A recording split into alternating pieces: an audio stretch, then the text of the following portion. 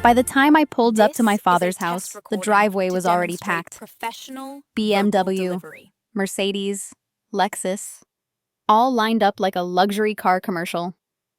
I had to park 3 houses down, carrying my tray of homemade cranberry bars and a stack of wrapped gifts through the damp December air.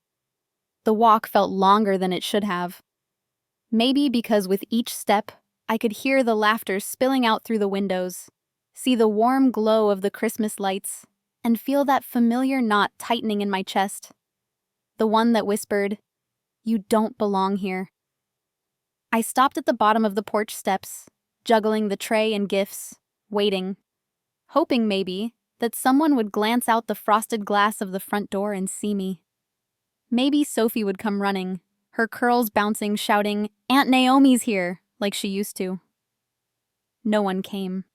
The lights inside glowed like a stage set, and I was standing in the dark, watching a show I wasn't part of. I took a breath, cold enough to see it curl in front of me, and climbed the steps. My hands were full, so I nudged the door open with my foot. Inside, the sound hit me first. Silverware clinking against china, wine glasses being refilled. My sister Alara's laugh, that perfectly practiced one she uses at networking events, echoing from the dining room. The scent of rosemary and roasted turkey filled the air, mixing with something else. Expensive perfume. Success. But none of it felt like home. Not anymore. "Naomi!" Alara's voice cut through the hallway before I'd even set the tray down. She stood near the fireplace in a cream-colored dress that probably cost more than my monthly car payment, wine glass in hand like it was part of her anatomy. "Oh, you made it," she said, tilting her head with that smile that never quite reached her eyes. "We weren't sure you'd come this year." The words landed soft but sharp, like snowflakes with edges. I gave her a tight smile and said nothing, just handed the cranberry bars to a passing cousin, Dylan maybe, and looked around for the seating chart. Yes, there was a seating chart. Pinned to the wall next to the entrance like this was a wedding reception and not a family Christmas dinner. I scanned it once, then again. My name wasn't there. "Well," Alara said, appearing beside me with the silence of someone who'd been watching. "You can take the small table in the corner. We had a few extras show up last minute." I followed her gesture. The small table was pushed against the kitchen island. Folding chairs, paper napkins, the cheap kind that disintegrate when you wipe your mouth. A wobbly place setting that looked like it had been assembled as an afterthought. I didn't say a word. My silence said it for me. I took my seat next to Sophie, my 7-year-old niece, who was already focused on her iPad, headphones in. She didn't look up when I sat down. Across the room, at the real table, the one with the linen napkins and the good china, Alara was laughing with my father about her latest real estate acquisition in Battery Park. My father, Tobren, sat at the head of that table. His table. The same spot he'd occupied for 40 years. He raised his glass and smiled at something Alara said, never once glancing toward the kitchen. I poured myself a glass of red wine, held it between my hands, let it sit untouched for the next hour. Later, I heard my father introducing me to someone. A man I didn't recognize. Second cousin from Texas, probably. Someone who still thought we were a functional family. "This is Naomi," my father said, his voice carrying that practiced warmth he uses in court depositions. "She's visiting for the holidays." Visiting. Not my daughter. Not my youngest. Just a woman passing through.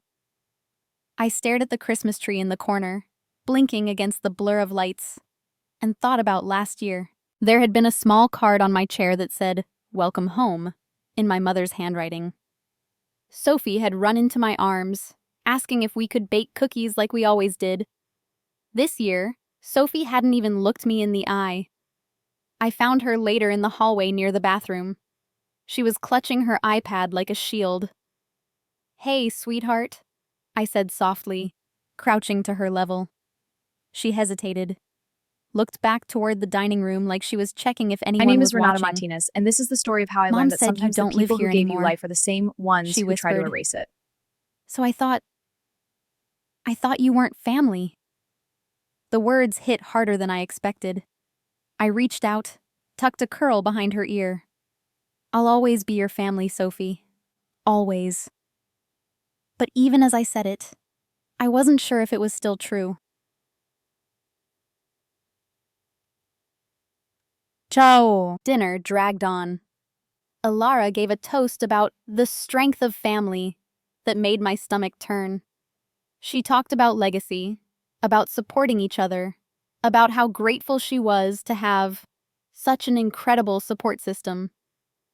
I thought about the $140,000 I'd wired her in 2016.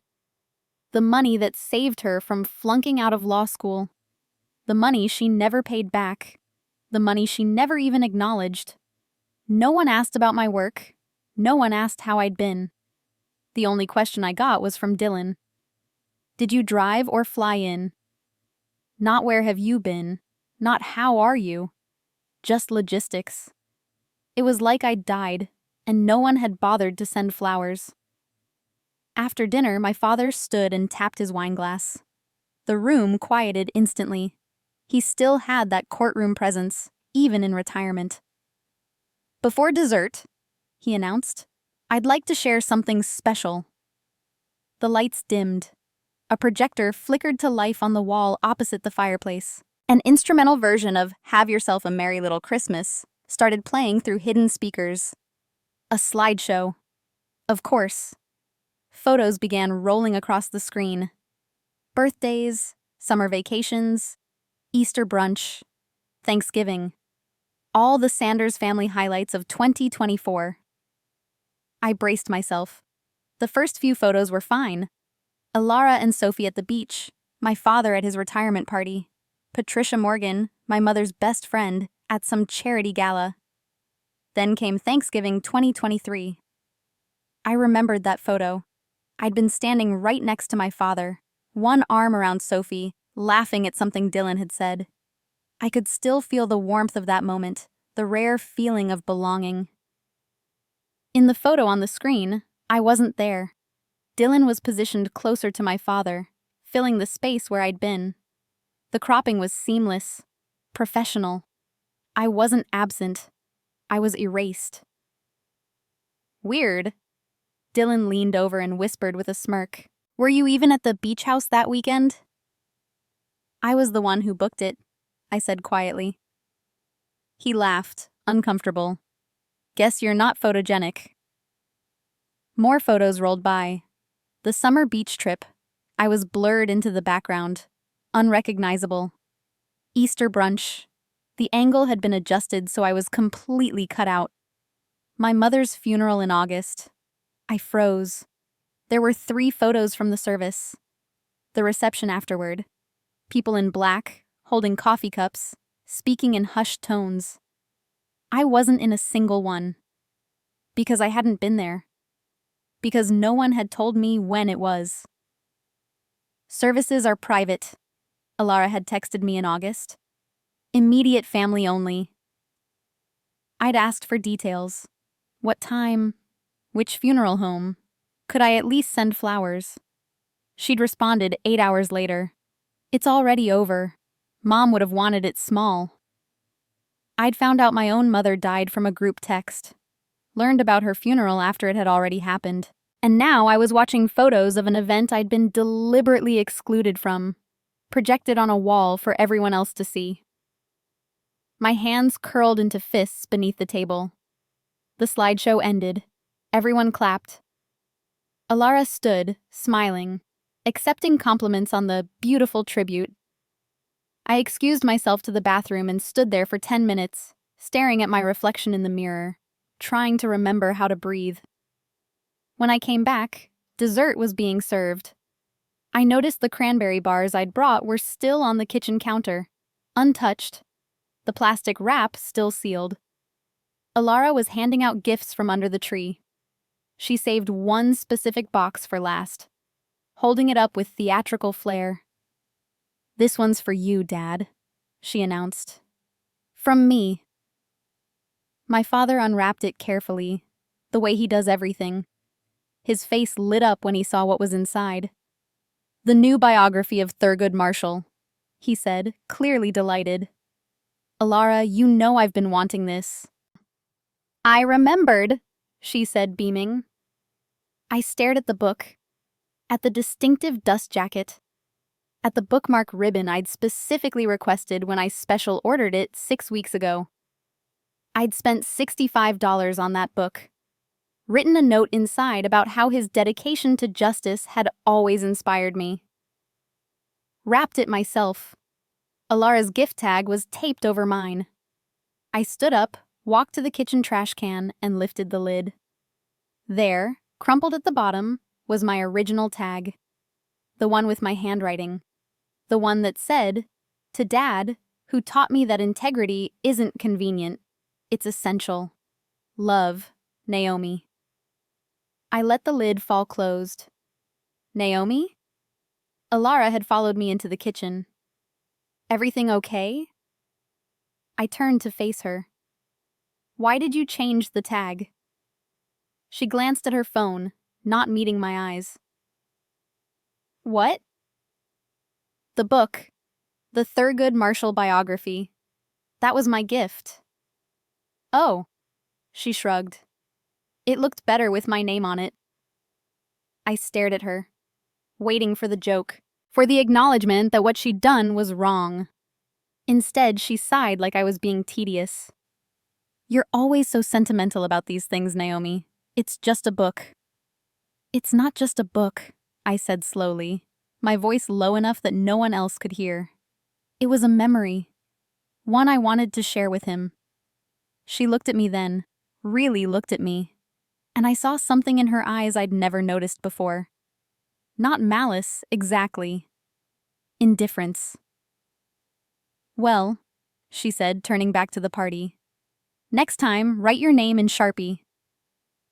I stood in that kitchen, surrounded by the sounds of my family laughing, and felt something inside me finally, irrevocably break. Not with a bang, with a whisper.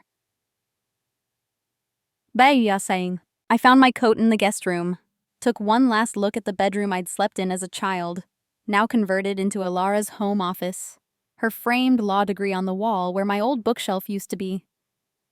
Downstairs, the party was still in full swing. I walked through the living room, invisible as always. Leaving already? Patricia Morgan caught my arm near the door. She was the only one who seemed to notice. Yeah, I said. Long drive back.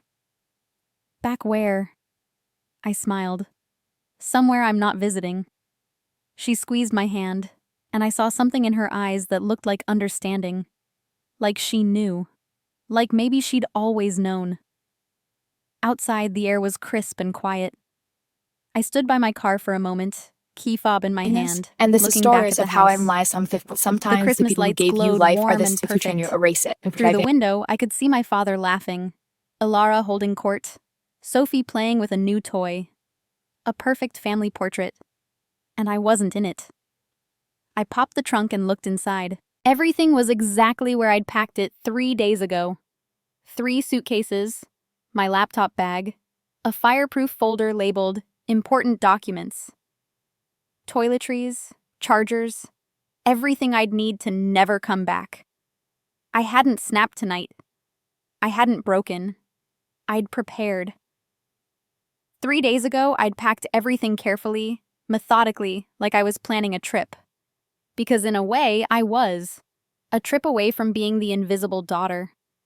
Away from folding chairs and stolen credit and Christmas photos I'd been cropped from. I closed the trunk, got in the car, and pulled out my phone.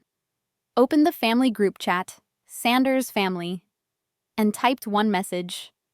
Thank you for dinner. Heading out early. Safe holidays to all. I watched the message deliver. Watched the read receipts appear one by one. Tobrin. Alara. Dylan. 20 minutes passed. No response. Then, finally, a single emoji from Alara.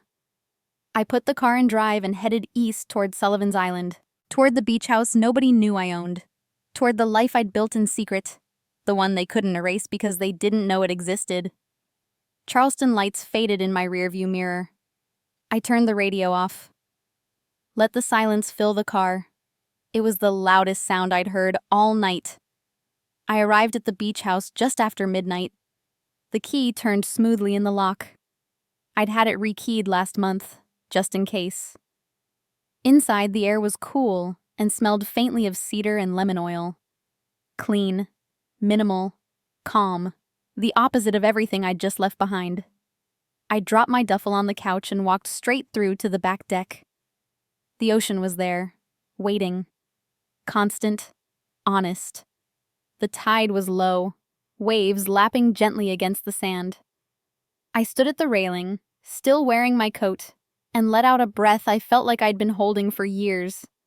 Then I went back inside and opened the fireplace.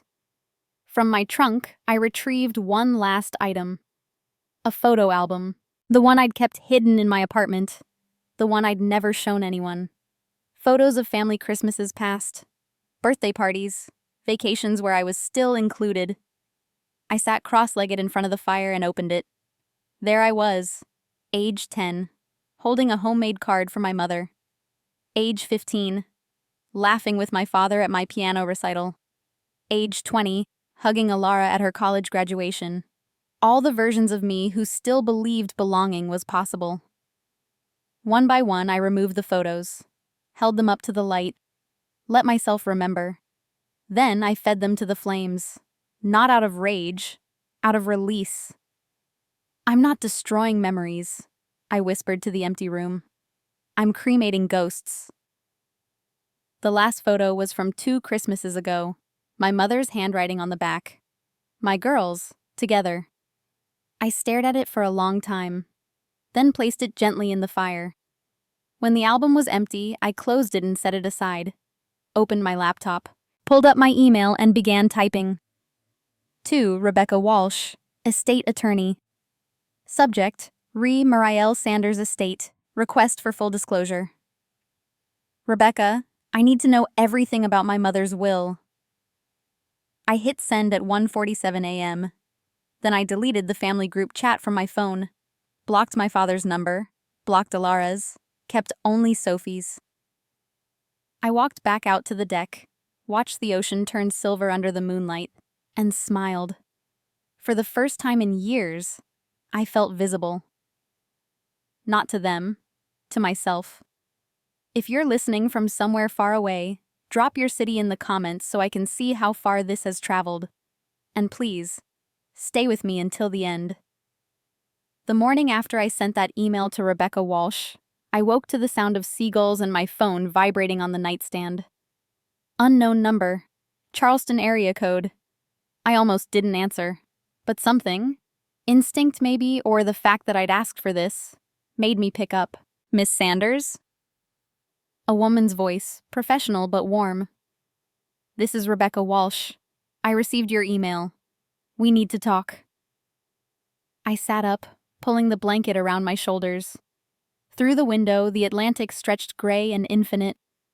I've been trying to reach you since August, she continued, and something in her tone made my stomach drop. August, I repeated.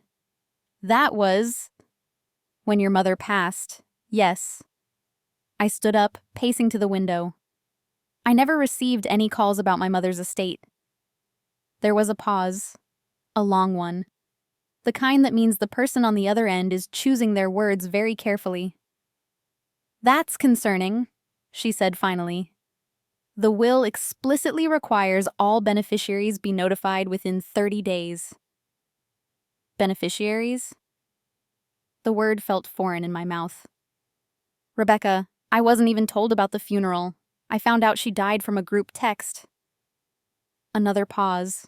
Then, Miss Sanders, you were listed as sole beneficiary in your mother's revised will, dated March 15th. The room tilted. I sat down on the edge of the bed. That's not possible, I said.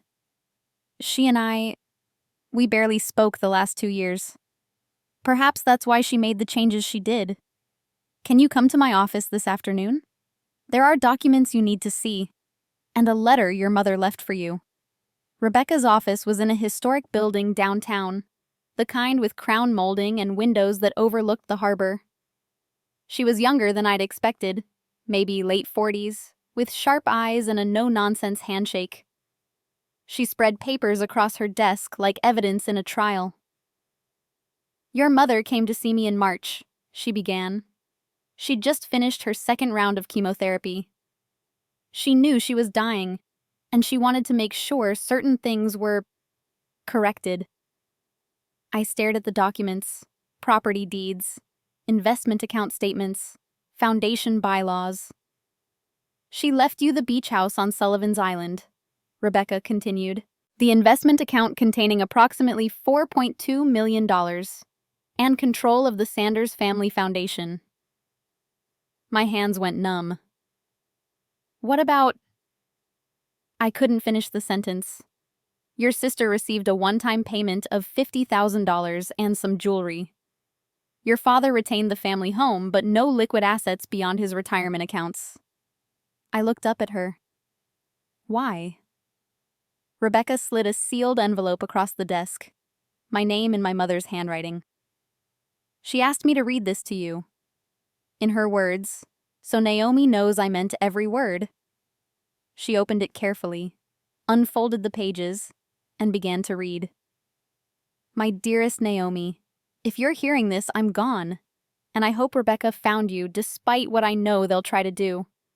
I need to tell you things I didn't have the courage to say when I was alive. I was sick for 2 years before the end, not just cancer, but sick with regret. I saw what your father and sister did to you. Every dismissal, every erasure, every time they made you feel small, and I did nothing. Worse, I participated. I let Alara take credit for your gifts because it made Thanksgiving smoother. I introduced you as visiting because your father said you made our friends uncomfortable with your success. I cropped you from photos because Alara said you ruined the aesthetic. I told myself I was keeping the peace, but I was choosing their comfort over your dignity.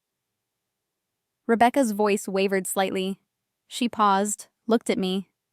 I nodded for her to continue. You paid for Alara's law degree. Did you know she told everyone your startup failed? She never mentioned that your exit paid for her education, her car, her down payment. I knew. I said nothing. You sent me flowers every week when I was in treatment. Alara visited once, but I put her photo on my hospital nightstand because she asked me to. Yours stayed in the drawer. This inheritance isn't an apology. Nothing can undo what I allowed. But it's the only honest thing I can give you. Freedom. Freedom from needing their approval. Freedom from that house. Freedom from the narrative they've built where you're the broken one. The beach house was my mother's. Your grandmother's. She always wanted you to have it. She saw in you what I was too weak to defend. Strength without cruelty. Success without arrogance. I know you won't forgive me. I don't deserve it. But I hope you'll accept this. You were always enough. I just wasn't brave enough to say it out loud. You're released from this family.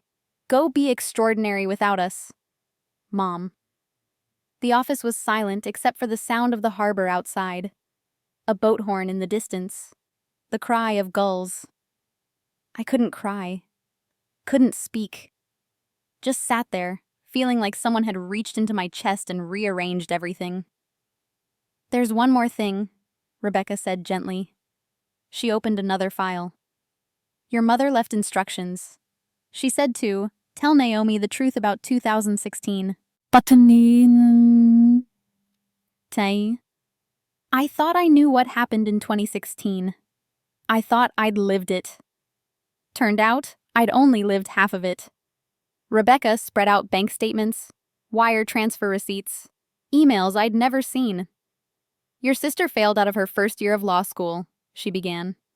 Drinking, mostly, stopped going to classes, was $140,000 in debt, and facing expulsion. I already knew this part. Alara had called me crying, begging. I'd wired the money the next day. My entire startup exit, everything I'd worked for.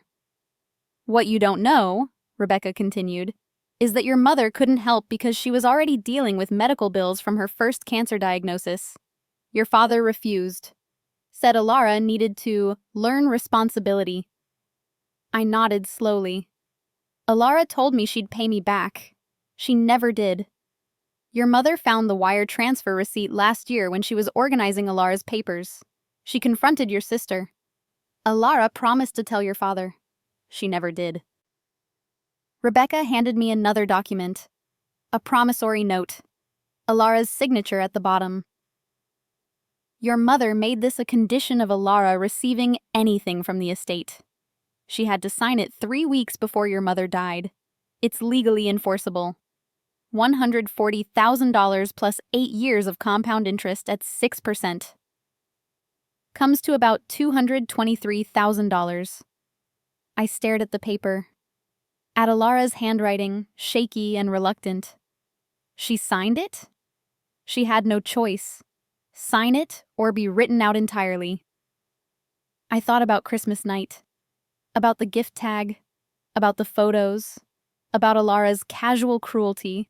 Her absolute certainty that she deserved everything and I deserved nothing. And my mother had known.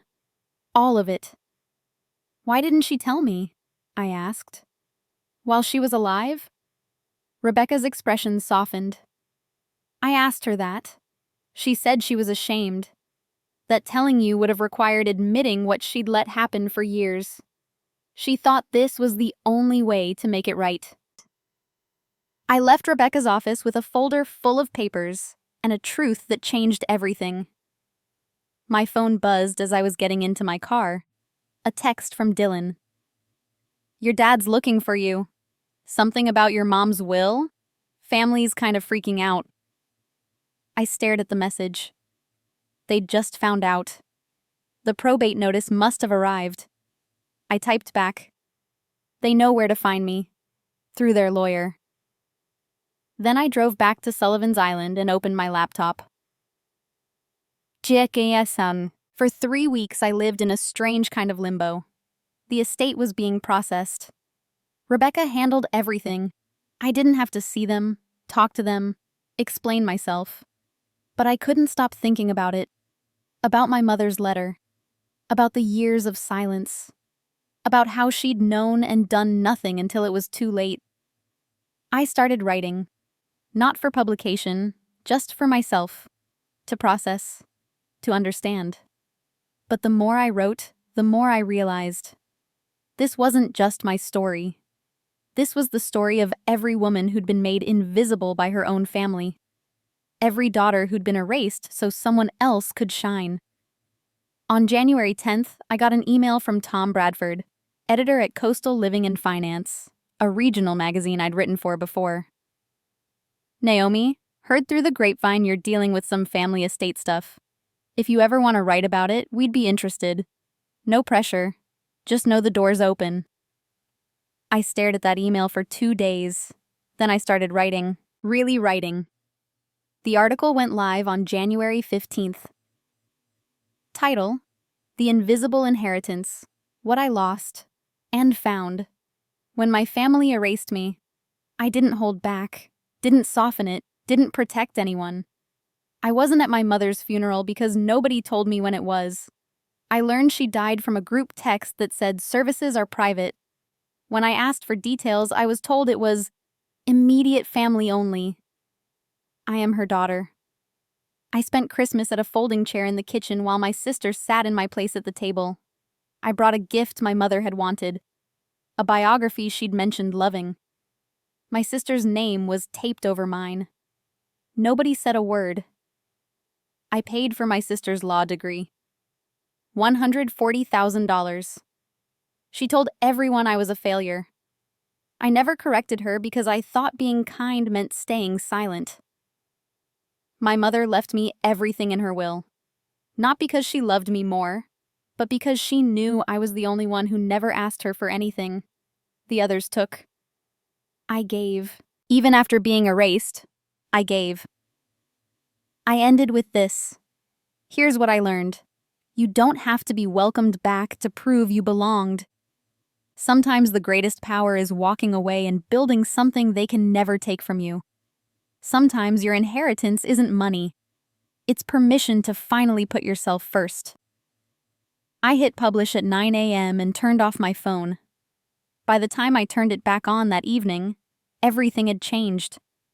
547 missed calls, 1,200 plus text messages, 83 voicemails. The article had been shared over 50,000 times. Hashtag Invisible Daughter was trending on Twitter. The comments section had crashed the magazine's website twice. This happened to me. I'm the scapegoat in my family, too. You're so brave for speaking up. My mother did the same thing, gave everything to my brother while I did all the caregiving. But it was the local Charleston responses that made my hands shake. Patricia Morgan had shared it with a comment. I watched this family erase this brilliant woman for years. Marielle saw it too. That's why she made things right. Proud of you, Naomi. Someone from my father's old law firm. Always wondered why we never saw the younger daughter at firm events. A comment from someone at Alara's real estate office. Wait, is this about Alara Sanders?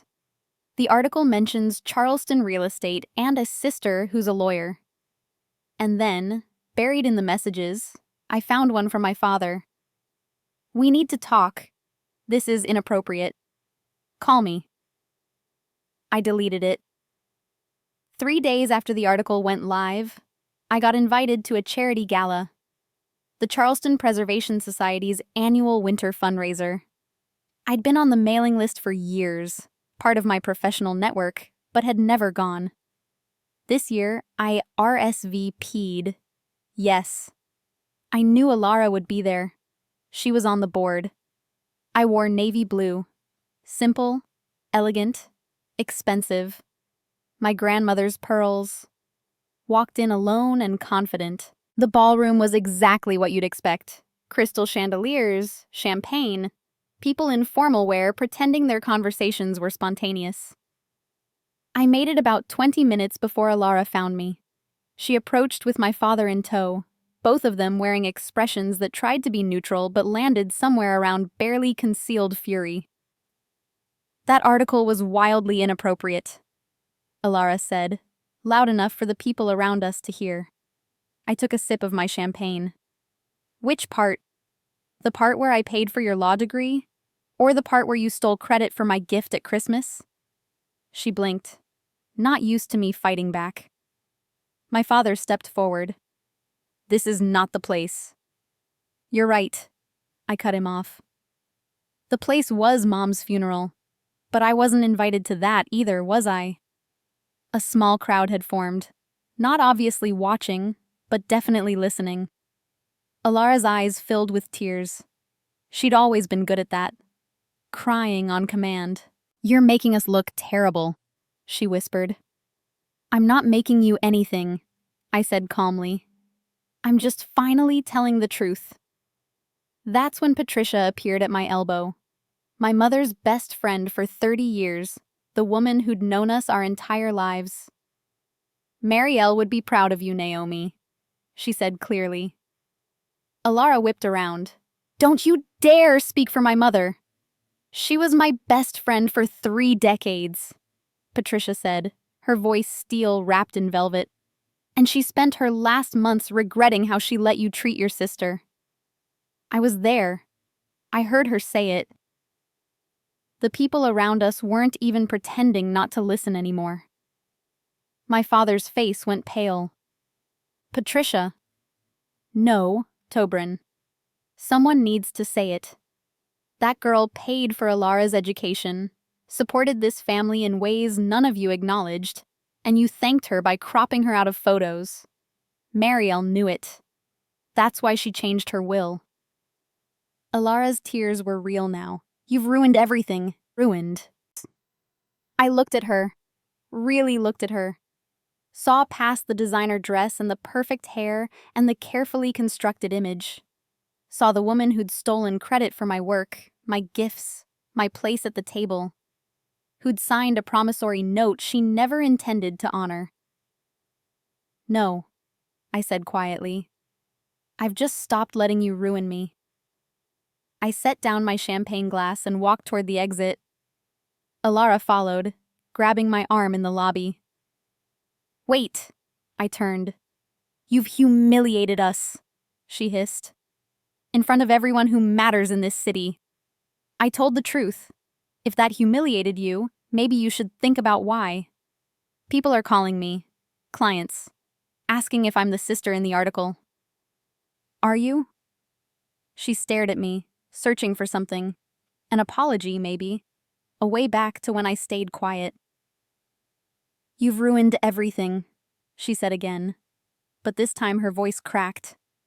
"No, Alara. I've just stopped being invisible. There's a difference." Security was approaching. Someone had called them when voices were raised inside. I left before they could ask questions, got in my car, drove back to Sullivan's Island, and sat on my deck watching the ocean until dawn. My phone buzzed around 3 a.m. A text from an unknown number. "This is Tom Bradford. Your story is resonating. We're getting requests for a feature interview, podcast, longer piece. Interested?" I looked out at the Atlantic, at the endless dark water reflecting the moon. Typed back, "Yes." Then I opened my email and found the one I'd been avoiding. From Alara. Sent at 2:47 a.m. Subject: "Can we talk?"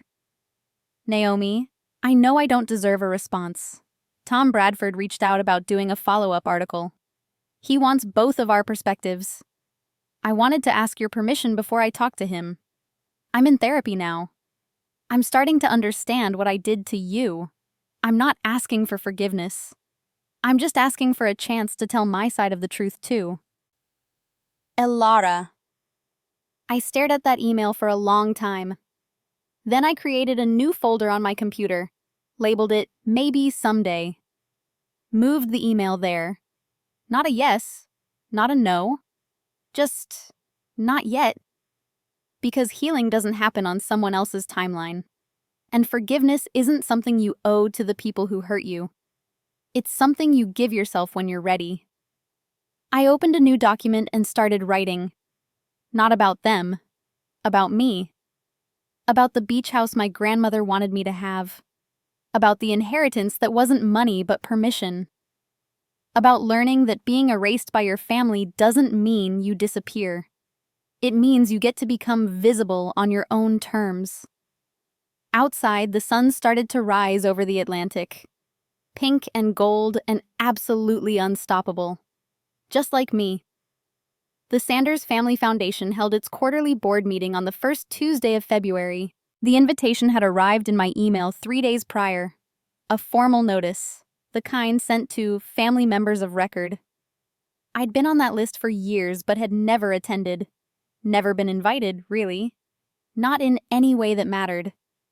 This time, I didn't wait for an invitation. I arrived at my father's law firm building at 9:50 a.m., 10 minutes before the meeting started. The building was one of those historic Charleston structures, all brick and wrought iron, with windows that overlooked the harbor. The kind of place that whispered old money and older traditions. I wore the navy suit I'd worn to the gala. My grandmother's pearls. Heels that clicked purposefully against the marble floor. I carried a leather briefcase that held exactly one document. The transfer of authority Rebecca had filed with the state the week before. The receptionist recognized me. Her eyes widened slightly. "Miss Sanders, they're in conference room B, 3rd floor." "Thank you, Jennifer." The conference room was exactly as I remembered from the one time I'd been here as a teenager. Oak-paneled walls that had probably been there since the 1920s. A brass plaque engraved with Sanders Family Foundation. Established 1982. Heavy chairs that creaked under the weight of tradition and self-importance. My father was already there, reviewing papers at his usual spot, head of the table. James Whitmore sat to his right, the family friend who'd been on the board since before I was born.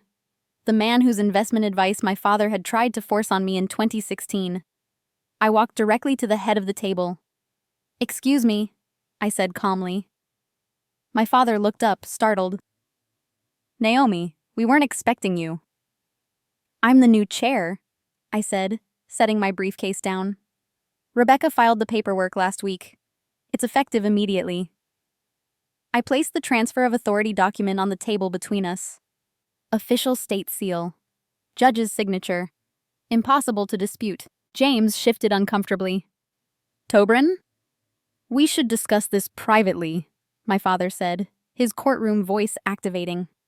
The one that had intimidated opposing counsel for 40 years. "This is the appropriate venue, Dad. It's a board meeting." I sat down in his chair. "We can discuss the transition now, or you can contest it in court. Your choice." The door opened. Patricia Morgan entered, saw me at the head of the table, and smiled. She took her seat without a word.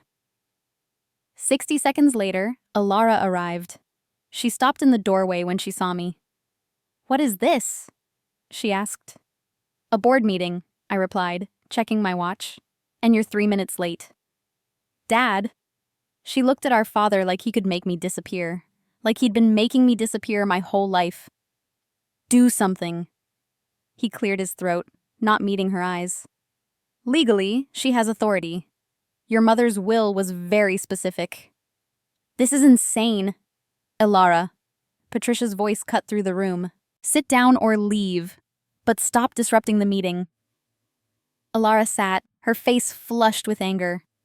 I opened my briefcase and distributed copies of a financial review I'd spent 2 weeks preparing. Every transaction the foundation had made over the past 5 years. Every payment, every contract, every dollar that should have gone to charity but didn't. "Let's begin," I said. "I've completed a comprehensive audit of foundation finances. What I found is concerning." I pulled up a presentation on my laptop, projected it onto the screen at the end of the room. Over the past 3 years, this foundation has paid $400,000 in consulting fees to Alara. The contract states these fees are for strategic planning and community outreach. I clicked to the next slide. Her actual work product: attendance at 4 board meetings per year, average duration 90 minutes. That's $33,000 per meeting, or approximately $367 per minute. James coughed. Patricia leaned forward, studying the numbers. The foundation has also paid $150,000 in legal services to Dad's firm. I've compared these rates to market standards for similar work. We're paying approximately 40% above average. "Those were legitimate expenses," my father said, but his voice lacked conviction. "Legitimate, perhaps. Ethical?" I clicked to another slide. In that same 3-year period, only $200,000 actually went to charitable programs. That's less than 25% of our total distributions. The IRS requires private foundations to distribute at least 5% of assets annually to maintain tax-exempt status. We're barely meeting that threshold, and most of what we are distributing is going to family members. The room fell silent except for the hum of the projector. "For context," I continued, "comparable foundations in Charleston distribute an average of 75% to charitable programs. We're distributing 25%. The rest is going to us." "This is a family foundation," Alara started. "Which doesn't mean it exists to fund the family," I interrupted. "It means it's controlled by the family. There's a difference. Mom knew that. That's why she made the changes she did." I distributed another set of papers. "I'm proposing new bylaws, effective immediately. First, board members cannot receive compensation for standard board service. If someone wants to provide billable services, they must recuse themselves from the vote to hire themselves, and the contract must be approved by the remaining board members. Second, minimum 75% of annual distributions must go directly to charitable programs. Third, all contracts over $10,000 must be competitively bid. Fourth, family members may serve on the board, but they cannot profit from the foundation beyond reasonable expenses. Patricia picked up the bylaws, reading carefully. This is exactly what your mother wanted. I second the motion. James looked deeply uncomfortable. Tobrin, these are significant changes. These are necessary changes, Patricia said firmly. I've been on this board for 8 years. I've watched us become a family slush fund instead of a charitable organization. Marielle hated it. She told me so the week before she died. Alara stood up. This is unbelievable. You're accusing us of… I'm not accusing you of anything illegal, I said calmly. I'm saying that what's legal isn't always right. And Mom knew that too. All in favor? My father said quietly, not looking at anyone. Patricia's hand went up immediately. James hesitated, looking between my father and me, then slowly raised his. I raised mine. Motion passes, I said. 3-1. Alara grabbed her purse. You've always been jealous. This is just revenge. No, I said, meeting her eyes. This is accountability. There's a difference. She walked out. The door slammed behind her. My father sat very still, staring at the financial reports. After a long moment, he stood. I'll have my assistant send over the revised contracts, he said, his voice carefully empty. Then he left too, moving like a man who'd just aged a decade in 20 minutes. James gathered his papers. For what it's worth, Naomi, this needed to happen. I just wish… He trailed off. I'll email you the updated vendor contracts by Friday. After he left, Patricia and I sat in the empty conference room. Your mother tried to do this, she said. 3 years ago. Your father shut her down, said she was being emotional, that she didn't understand how foundations worked. Why didn't she fight harder? Patricia's expression softened. Because she was already sick. Because she was tired. Because fighting your father and Alara at the same time felt impossible. She paused. But she set it up so you could finish what she started. That's what the will was really about. On February 14th, Sophie came to stay for the weekend. Alara dropped her off at exactly 10 a.m., as agreed. She pulled into the driveway but didn't get out of the car. Just sat there, engine running, watching as Sophie climbed out with her small pink backpack. I'll pick her up Sunday at 6, Alara said through the open window. Not a greeting, not a goodbye, just logistics. See you then, I replied. Sophie stood on the porch, waiting until her mother's car disappeared down the road before she really looked at me. Hi, Aunt Naomi, she said quietly. Something in her voice made my chest ache. This wasn't the exuberant 7-year-old who used to run into my arms at family gatherings. This was a child who'd been told things, who'd been given a narrative about me that she was trying to reconcile with what she remembered. Hi, sweetheart. Ready for our weekend? She nodded but didn't smile. We walked on the beach that afternoon. February in Charleston was cool but not cold. The kind of weather where you needed a sweater but could still feel the sun on your face. Sophie collected shells with the focused intensity of a child on a mission. She'd find one, examine it closely, then either pocket it or toss it back to the waves. We'd been walking for maybe 20 minutes when she finally spoke. Mom says you're mad at us.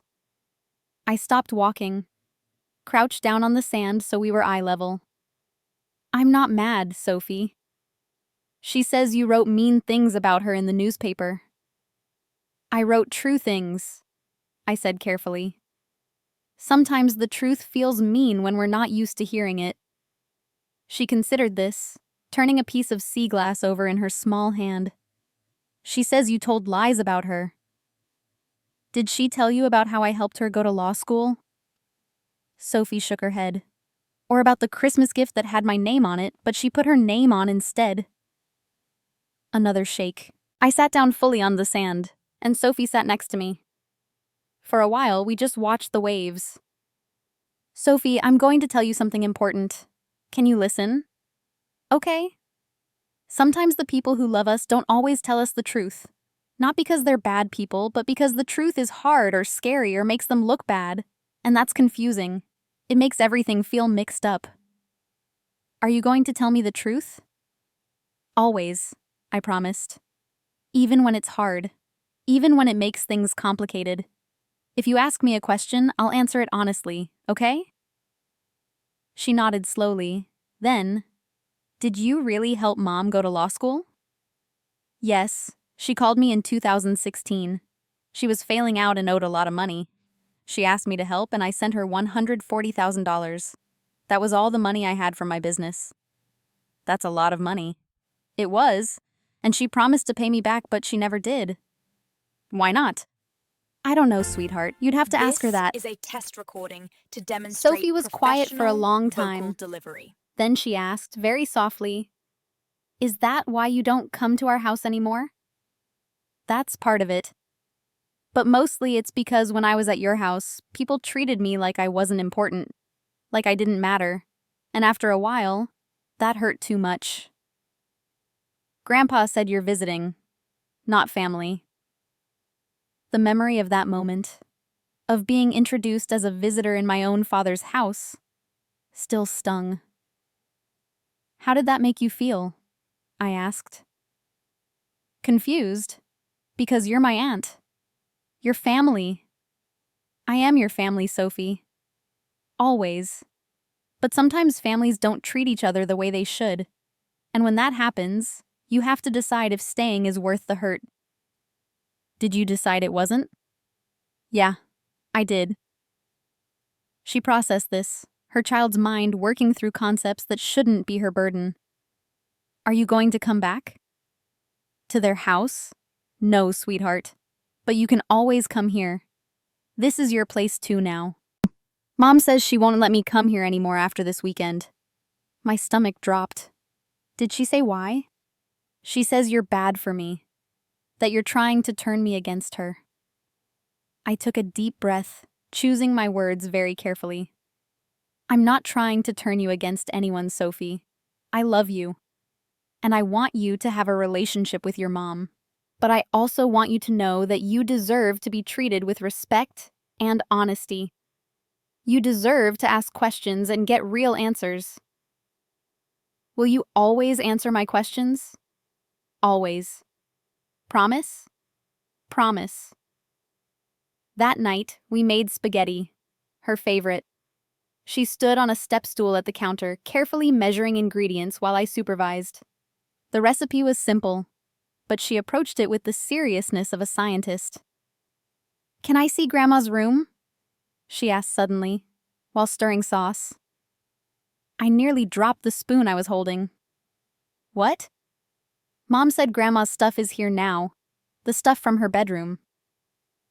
It was true. After the estate was finalized, Rebecca had arranged for my mother's personal effects to be delivered. Boxes and boxes of things my mother had kept hidden away, separate from the carefully curated family image. I'd been avoiding that guest room for 3 weeks. Okay, I heard myself say, after dinner. The boxes were stacked neatly in the guest room, labeled in Rebecca's methodical handwriting. Mariel Sanders, personal effects, handle with care. Sophie approached them with the reverent curiosity of a child who'd lost her grandmother and was still trying to understand what that meant. I opened the first box. Photo albums. Not the formal family albums that lived in the main house. Polished and perfect and carefully edited. These were different. Older. More worn. Sophie pulled one out and sat cross-legged on the floor, opening it carefully. Page after page of photos of me. Just me. My first day of kindergarten, standing on the porch in a dress my mother had made. My piano recital at age 8, holding flowers and grinning gap-toothed at the camera. My high school graduation, mortarboard crooked. My college acceptance letter, photographed and preserved. the day I started my first business, standing in front of a tiny office with a handmade sign. Each photo had a note underneath in my mother's careful handwriting. Naomi's first day of school. She cried when I left, but the teacher said she made 3 friends by lunch. Piano recital. She played Chopin. I cried. She was magnificent. Georgetown acceptance. Full scholarship. My brilliant girl. First day of her business. So proud I could burst. Why are there only pictures of you? Sophie asked, turning pages. I couldn't speak. Just stared at the evidence that my mother had seen me. Had been proud.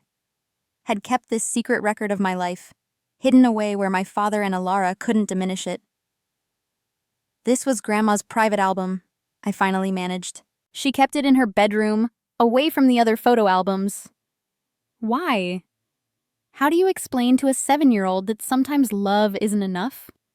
That sometimes people see you and love you but don't have the courage to defend you? I think she wanted to remember me the way she really saw me, I said. Not the way other people talked about me. Sophie nodded like this made perfect sense. Maybe it did, to a child who was learning that adults were complicated. We found more albums, more photos, letters I'd written to my mother from summer camp, report cards with her proud notes in the margins. Excellent work. So creative. Artwork I'd made in elementary school, carefully preserved in plastic sleeves. In the third box, I found a leather journal, my mother's diary. I opened it carefully. The entries were sporadic.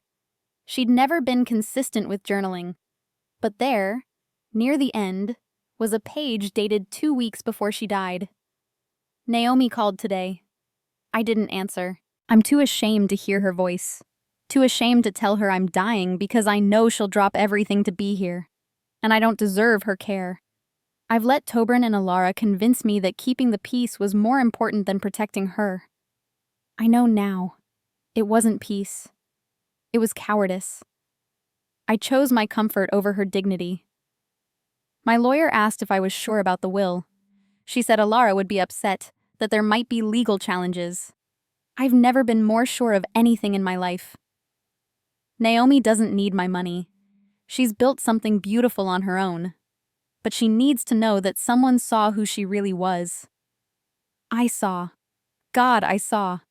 I just didn't say it loud enough while I was alive. I sat on the floor, holding that journal, and finally let myself cry. Not pretty tears. The ugly, gasping kind that you've been holding back for years. Sophie climbed into my lap, hugged me tight. It's okay, Aunt Naomi, she whispered. Grandma loved you. I can tell. Yeah, I managed. She did. When Alara came to pick Sophie up Sunday evening, she barely got out of the car. Just stood in the driveway, arms crossed, waiting. Did you have a nice time? She asked Sophie, her tone suggesting she expected, maybe hoped for, the answer to be no. We found Grandma's photo albums, Sophie said excitedly.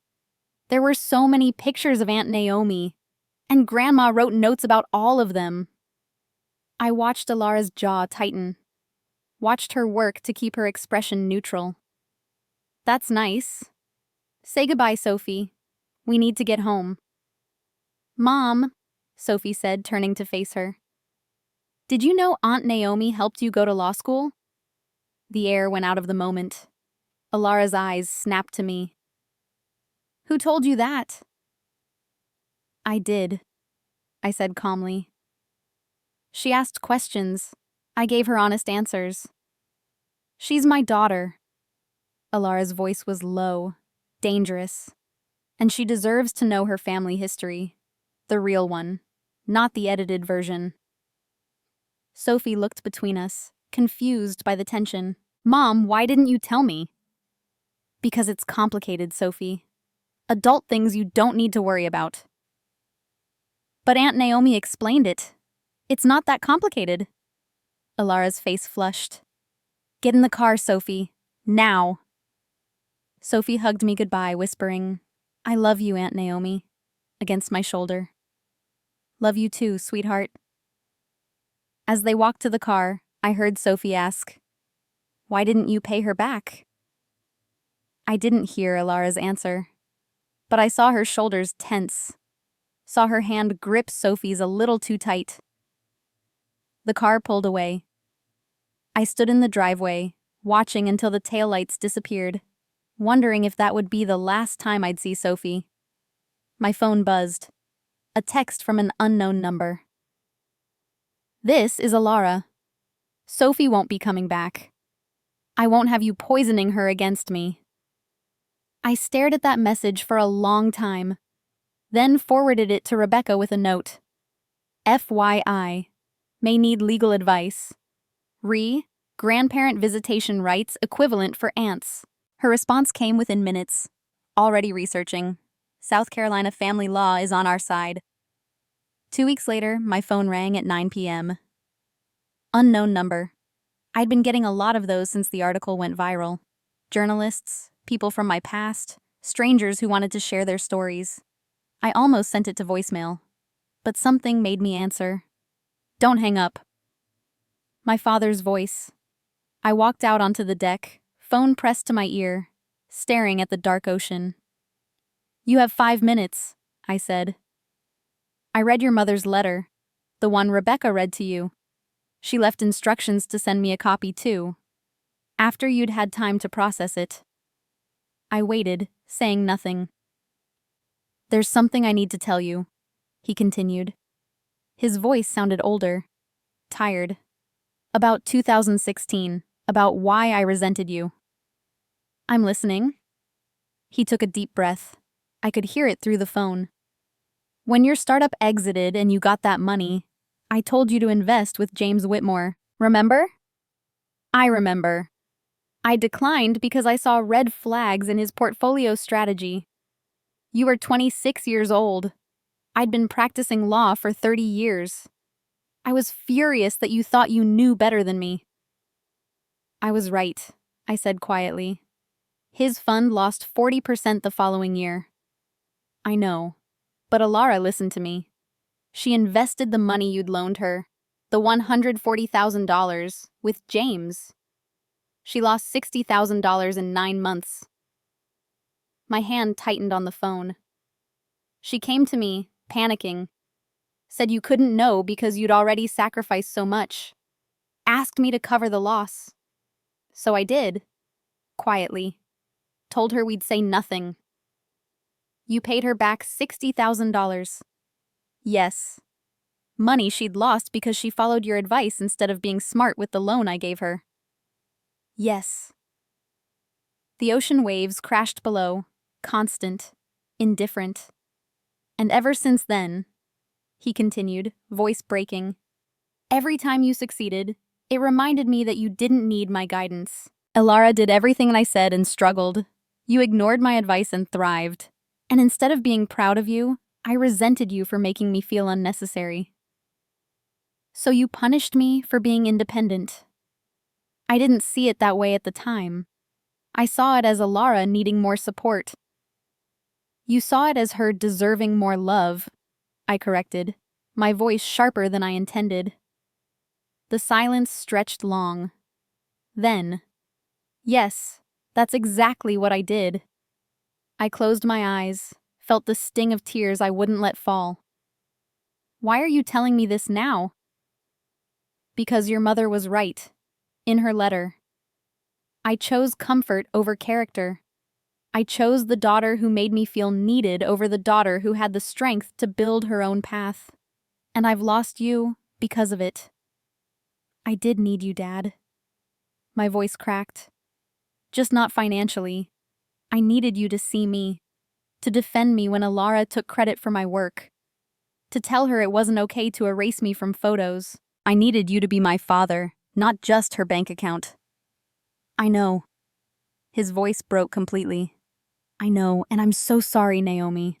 I'm so goddamn sorry." I could hear him crying now. My father, who'd never shown emotion in my entire life, crying on the phone. "I don't know how to fix this," he said. "I don't know if I can." "You can't fix it," I said. Not completely. Some things, once broken, don't go back to what they were. So that's it? We just end? I don't know, Dad. I appreciate the apology. I really do. But I don't know if I can have you in my life right now. Maybe someday. When I'm stronger. When I'm sure that being around you won't make me shrink myself again. I understand. Do you? Because understanding and accepting are different things. I'm trying to accept it. That's why I called. Not to change your mind. Just to tell you the truth. You deserve that much. We stayed on the line for a moment, neither of us speaking. Just breathing. Processing. Goodbye, Dad. Goodbye, Naomi. I love you. I know I never said it enough, but I do. I hung up before I could respond. Stood there on the deck, phone in my hand, watching the moonlight on the water. The apology didn't fix anything, but it was something. A crack in the wall. Not enough to walk through, but enough to see light on the other side. Maybe that was enough for now. In March, I did a podcast interview that changed everything again. Reclaiming Your Story was hosted by Dr. Amanda Richardson, a therapist who specialized in family trauma. Her podcast had over 100,000 subscribers, mostly women navigating complicated family dynamics. We recorded it in a small studio in downtown Charleston. Just me, Amanda, and a sound engineer named Mike, who promised to make me sound thoughtful but not rehearsed. Amanda started with the question everyone wanted answered.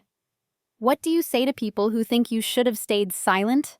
That airing family grievances publicly was cruel or inappropriate? I'd thought about this question for weeks, rehearsed different answers in my head. But when the moment came, the truth just came out. Silence protects the comfortable, not the wounded, I said. I stayed silent for 34 years. I stayed silent when my sister took credit for my work. I stayed silent when I was cropped out of family photos. I stayed silent when I was introduced as a visitor instead of a daughter. I stayed silent hoping that if I was good enough, kind enough, successful enough, they'd finally see me. And did they? No. Because the problem was never me. It was their need to have someone to diminish so they could feel bigger. I could have been perfect and it wouldn't have mattered. They needed a scapegoat more than they needed me. You've gotten some criticism, Amanda said gently. People saying you were too harsh on your family, that you should have talked to them privately before going public. I laughed. Not a bitter laugh, just tired. I tried private for 34 years. Private meant swallowing my pain so they could eat dinner comfortably. Private meant letting my sister take credit for my gifts. Private meant being erased from my own mother's funeral. Your mother passed away in August. You weren't told about the service. I got a group text that said, "Mom passed peacefully. Services are private." When I asked for details, I was told it was immediate family only. As if I wasn't her daughter. As if I could be excluded from saying goodbye to my own mother, and that was just acceptable. How did that feel?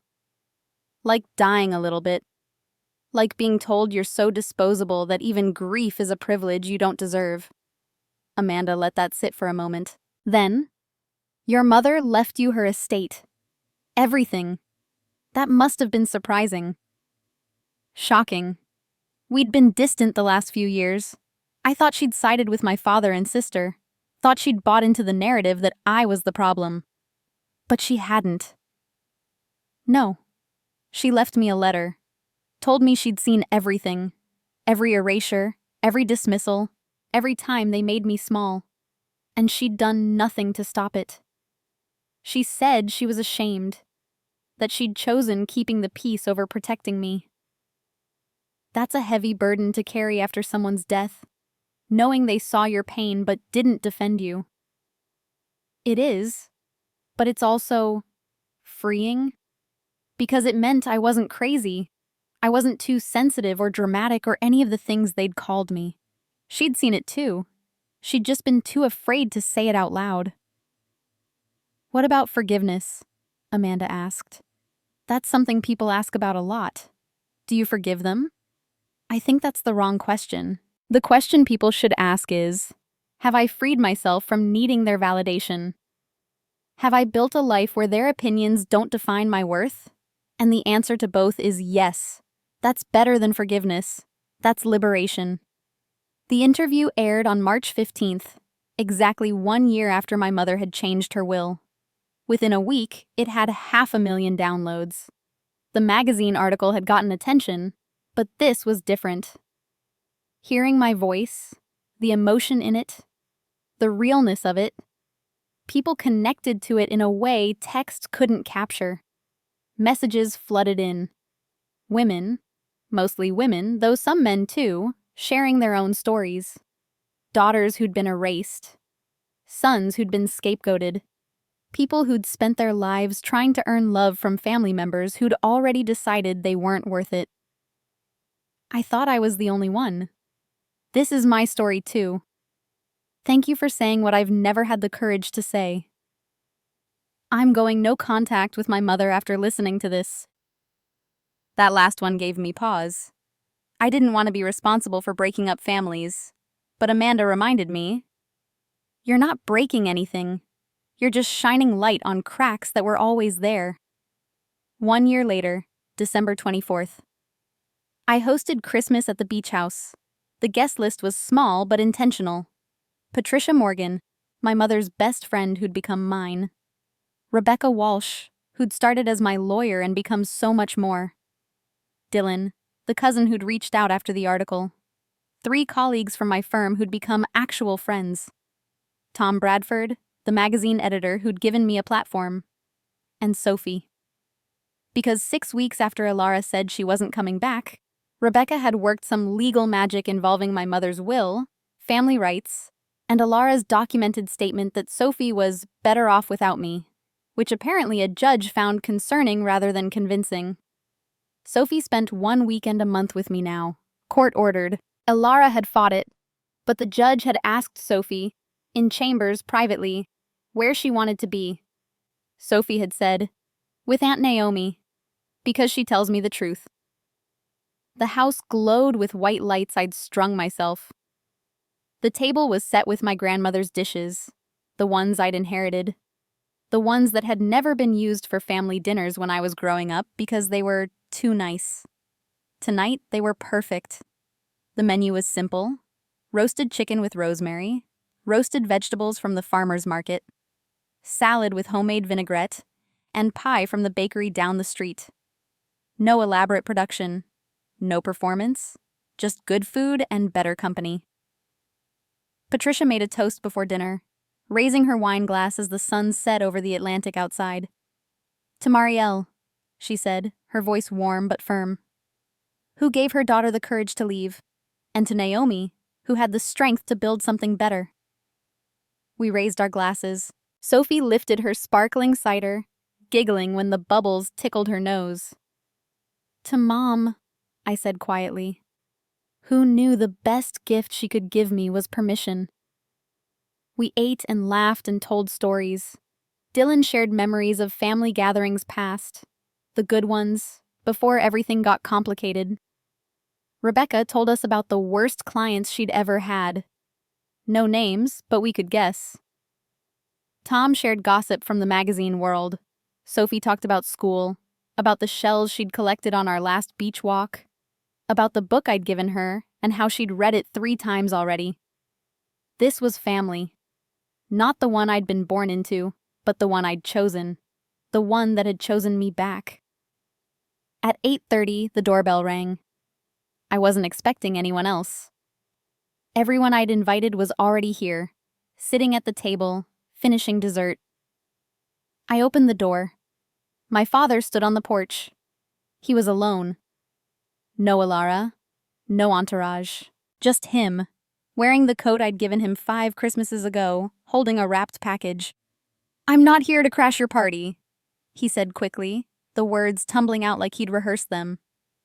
I wanted to give you this, if you'll take it."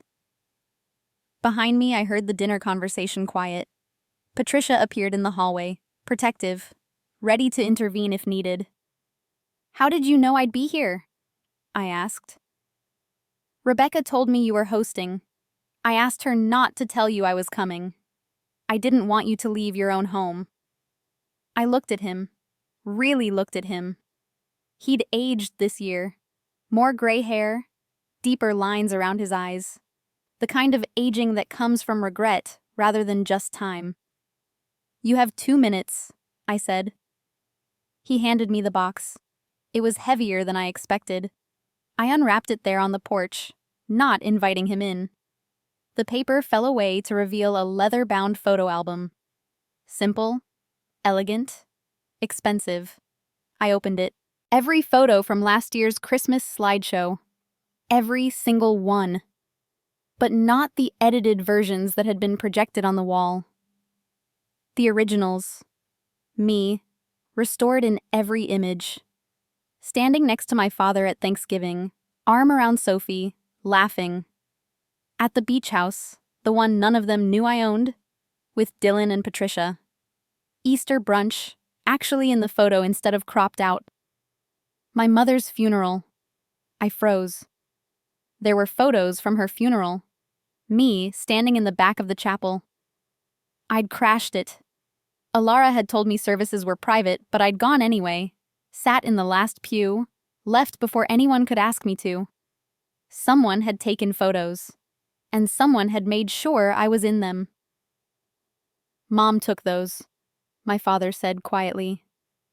"Before she died, she hired a photographer, told him to make sure you were included in every shot, even if you were standing apart from everyone else, even if you were leaving early. She wanted proof you'd been there." I couldn't speak. Tucked between the pages was a note. My father's handwriting, shaky and careful.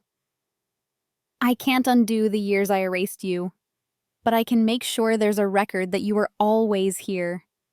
These are the originals. Marielle saved them. She wanted you to have them. I should have given them to you a year ago. I was afraid. I'm still afraid. But you deserve to be seen. You always did. Dad." I flipped through more pages. Underneath the photos, more items. Letters I'd written to my mother as a child, carefully preserved in plastic sleeves. "Dear Mom, thank you for taking me to the play. It was the best day ever. Love, Naomi." Report cards with her notes in the margins. "So proud of my creative girl. Excellent work, Naomi. Keep shining." Artwork from elementary school. A Mother's Day card I'd made in 2nd grade. A poem I'd written in high school that had won an award. All the things she'd saved. All the proof that she'd seen me, valued me, loved me. And at the very back, a page torn from my mother's diary. "Mom wanted you to have this," my father said. "It's from 2 weeks before she died." I read it standing there in the doorway, in the light from the porch, while my chosen family waited inside and my father of birth stood in the cold. Naomi called today. I didn't answer. I'm too ashamed to hear her voice. Rebecca asked if I was sure about the will. She said Alara would be devastated, that there might be legal challenges, that I was going to tear this family apart. I told her the family was already torn apart. We'd just been pretending otherwise. I've spent 34 years watching Tobren and Alara erase my daughter. Watch them diminish her, dismiss her, treat her like she was less than. And I did nothing. I made excuses. I kept the peace. I chose everyone's comfort over her dignity. I can't fix that now. But I can make sure she knows. Someone saw. Someone knew she was extraordinary. Someone recognized that she built herself into something magnificent without our help, despite our hindrance. Naomi doesn't need my money. She's already successful beyond anything Alara will ever achieve, because Naomi did it honestly, without stealing credit, without cutting others down. But she needs to know she mattered. that she wasn't crazy, that the erasure was real and wrong and not her fault. This will is my testimony, my last act of courage, the thing I should have done every day of her life but was too weak to do. Choose her. I love you, Naomi. I'm sorry I never said it loud enough when it mattered. My hands were shaking. The album felt impossibly heavy. Why now?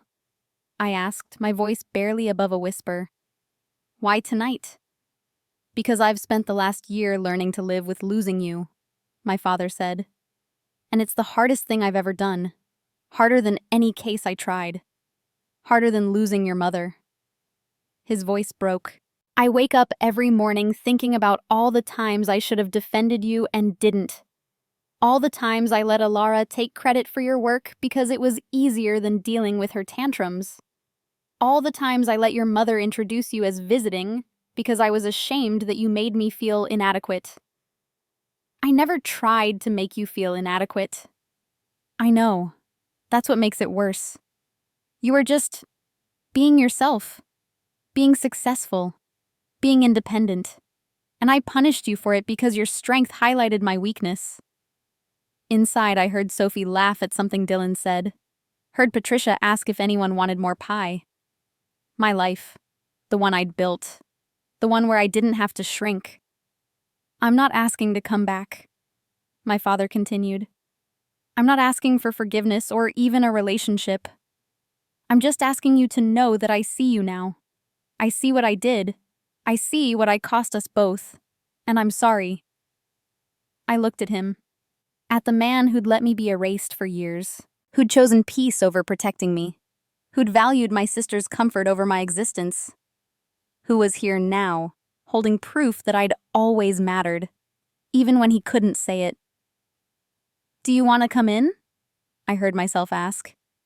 Just for coffee. Just for a few minutes. His eyes widened. Are you sure? No, I said honestly. But Mom took a chance on me with her will. Maybe I can take a small chance on you. We sat on the back deck, just the two of us, while the party continued inside. He held a mug of coffee with shaking hands. I held tea. The ocean stretched out before us, black and silver under the moon. Sophie talks about you constantly, he said after a while. About the shells you collect together. The books you read. The way you explain things to her without treating her like she's stupid. She's a smart kid. She is. Gets that from you. I almost smiled. She gets it from Mom, too. Mom was brilliant. Just never got credit for it. He nodded slowly. Your mother spent our entire marriage being smaller than she was so I could feel bigger. I didn't see it then. I see it now. What changed? Reading her letter. The one she left for me. She didn't just tell me what I did to you. She told me what I did to her. How I diminished her just like I let Alara diminish you. How she'd spent 42 years of marriage being a supporting character in her own life. He set down his mug, rubbed his face with both hands. She said she was leaving everything to you because you were the only one who'd ever built something without tearing someone else down. The only one who succeeded through actual merit instead of manipulation. That must have been hard to read. It destroyed me. But it was true. Every word. The door opened. Sophie bounded out. Grandpa! She stopped short, surprised. You came! He looked startled. Just for a few minutes, sweetheart. Can I show you my room? Aunt Naomi is letting me decorate it however I want.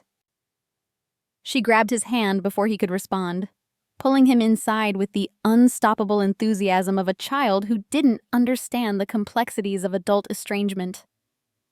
I followed them down the hallway to the small bedroom that had become Sophie's. She'd chosen purple paint for the walls. I'd helped her hang up photos she'd taken on her disposable camera. Beach walks, sunsets, a particularly impressive sandcastle. There was a bookshelf I'd built with her, already full. A collection of shells arranged by size on the windowsill. Drawings she'd made, taped to the walls. Evidence of a relationship built on choice, not obligation. On honesty, not performance. My father stood in the doorway, taking it all in. When he turned to look at me, his eyes were wet. "Thank you," he said quietly, "for not shutting her out because of what I did." "She's not you," I replied. "She gets to make her own choices, just like I did. She's lucky to have you. I'm lucky to have her." Sophie showed him the photo album she'd made. Pictures of us together over the past 6 months. Beach walks, baking cookies, reading on the porch. "Aunt Naomi says I can always tell her the truth," Sophie said proudly.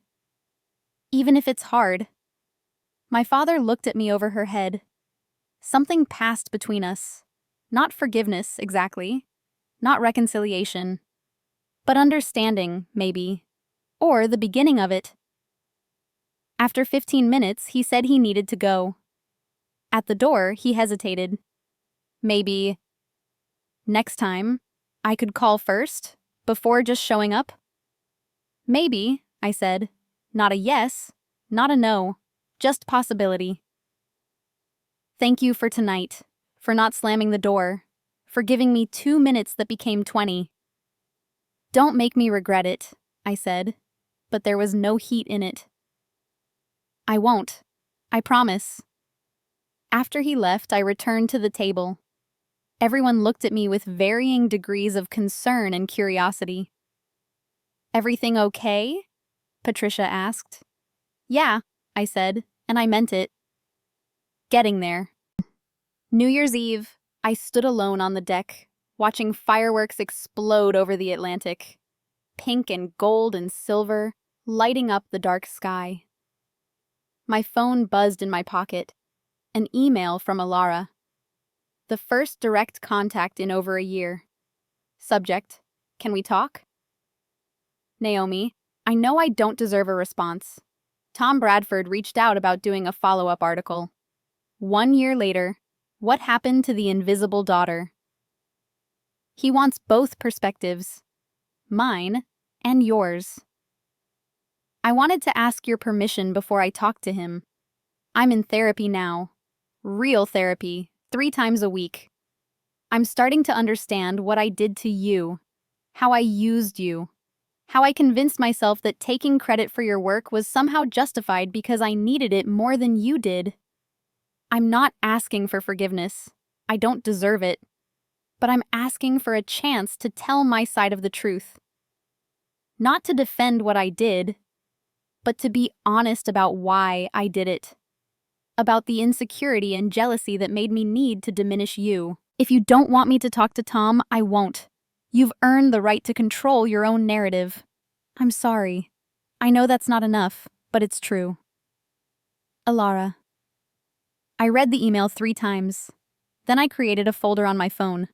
Labeled it, "Maybe Someday." Moved the email there. Not a yes, not a no. Just acknowledgement that she'd reached out. That she was trying, maybe.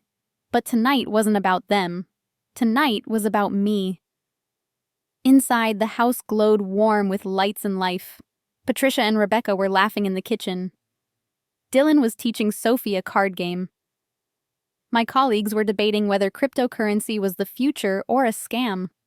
Tom was taking photos for a follow-up piece he'd already promised would be hopeful, not tragic. My chosen family.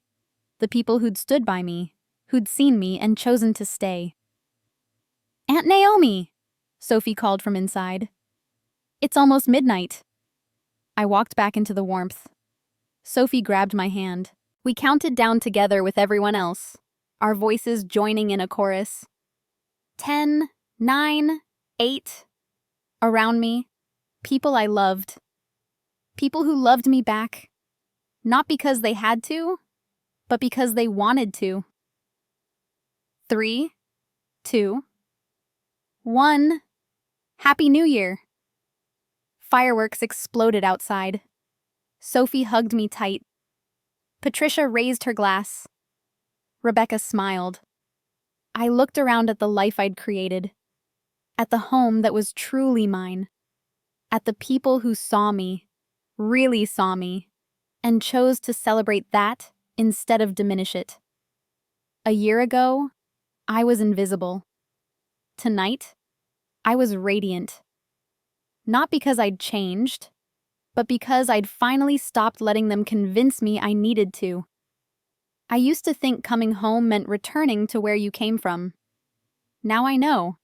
Home is anywhere you stop apologizing for existing. Anywhere you can take up space without shrinking. Anywhere you're seen and celebrated for exactly who you are. This is home. This is family. This is everything I needed and nothing I had to beg for. Outside, the ocean rolled eternal. Inside, my life glowed warm. And for the first time in 34 years, I was exactly where I belonged.